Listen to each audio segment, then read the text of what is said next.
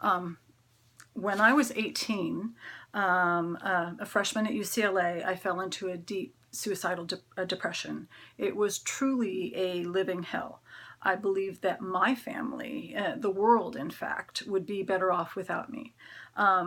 But though that time was dark, and I'd never wish the pain of deep depression on anyone, those were not my darkest days. At my friend's insistence, when I was 18, I sought help.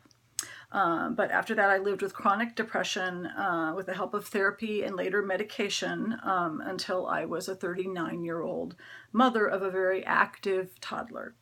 At that time, I experienced a feeling of elation, believing that God was calling me to attend Bible study at one church and spiritual direction at another.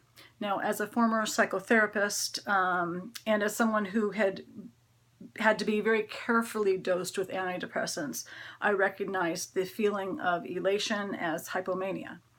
The change of my diagnosis from depression to bipolar type 2 changed my perception of myself. I believed that could be a good mother with depression. But as soon as I realized I had bipolar disorder, I put my son in daycare and returned to work. I thought my son would be better off cared by someone else.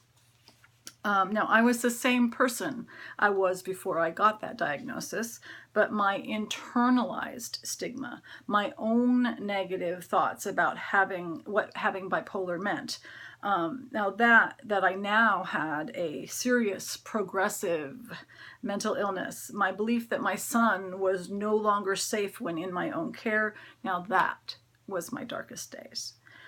Eventually, my illness made it too difficult to work and parent. I ended up hospitalized, and since then I've been home with my son, who actually needed me home with him. And as it turns out, I've been a great mom to my son.